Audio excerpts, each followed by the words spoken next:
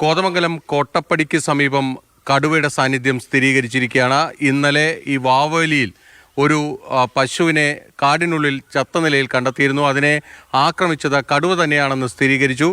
ഇന്ന് വനം വകുപ്പ് ക്യാമറ ട്രാപ്പ് വെച്ചിരുന്നു. ആ ക്യാമറ ട്രാപ്പിൽ വീണ്ടും വന്ന് ആ പശുവിനെ കടുവ ഭക്ഷിച്ചു പോകുന്ന ദൃശ്യങ്ങൾ വനംവകുപ്പിൽ ലഭിക്കുകയും ചെയ്തു. അതോടുകൂടിയാണ് ഈ പശുവിനെ ആക്രമിച്ചത് ഒരു കടുവ തന്നെയാണെന്ന് സ്ഥിരീകരിച്ചിരിക്കുന്നത്. ഈ വാവലി എന്ന് പറയുന്ന പ്രദേശം നമുക്കറിയാം, ഇവിടെ ഒരുപാട് ജനവാസ മേഖല ഉള്ളൊരു സ്ഥലമാണ്, നിരവധി ആളുകൾ താമസിക്കുന്ന സ്ഥലമാണ്. പക്ഷേ ഇതുവരെയൊന്നും ഇത്തരത്തിലൊരു കടുവയുടെ സാന്നിധ്യമൊന്നും നാട്ടുകാർ ഇവിടെയൊന്നും കണ്ടിട്ടില്ല. അതുകൊണ്ട് തന്നെ ആളുകൾക്ക് വലിയ ആശങ്കയുണ്ട്. ഇവിടെയുള്ള ആളുകളിൽ നിരവധി പേർ ഈ കന്നുകാലികളെയൊക്കെ പോറ്റി ജീവിക്കുന്നവർ കൂടിയാണ്. അതുകൊണ്ട് തന്നെ ഇവരുടെ കന്നുകാലികളൊക്കെ ഈ കാട്ടിലേക്ക് മേയാൻ പോകുന്നതൊക്കെ പതിവാണ്. പക്ഷേ ആദ്യമായിട്ടാണ് ഇത്തരത്തിലൊരു അനുഭവം അവർക്കുണ്ടാകുന്നത്. ഇപ്പോൾ ഇവിടുത്തെ പഞ്ചായത്ത് അംഗമായ സിബി നമുക്കൊപ്പം ചേരുകയാണ്.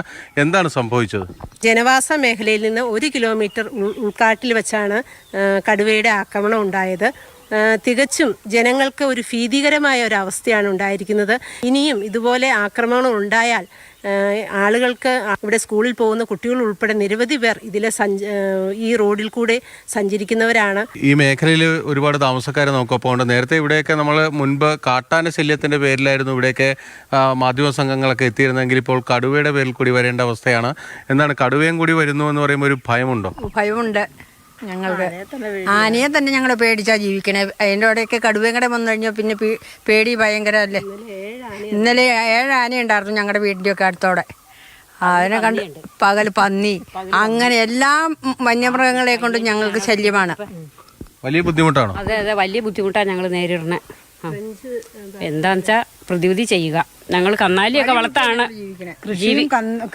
കന്നുകാലിയും അതുപോലെ നാടുമാടുകളെയൊക്കെ വളർത്തിയാണ് ഇവിടെ എല്ലാവരും ഉപജീവനമാർഗം കഴിച്ചു കൂട്ടുന്നത്. കൃഷി ചെയ്യുന്നുണ്ടെങ്കിലും പകുതി സാധനം ആനയായിട്ടും പന്നിയായിട്ടും ഇങ്ങനെ പോകുന്നു. ഇപ്പം മൃഗങ്ങളിലേക്ക് ഇതുവരെ ഒരു ആക്രമണം ഉണ്ടായിട്ടില്ല.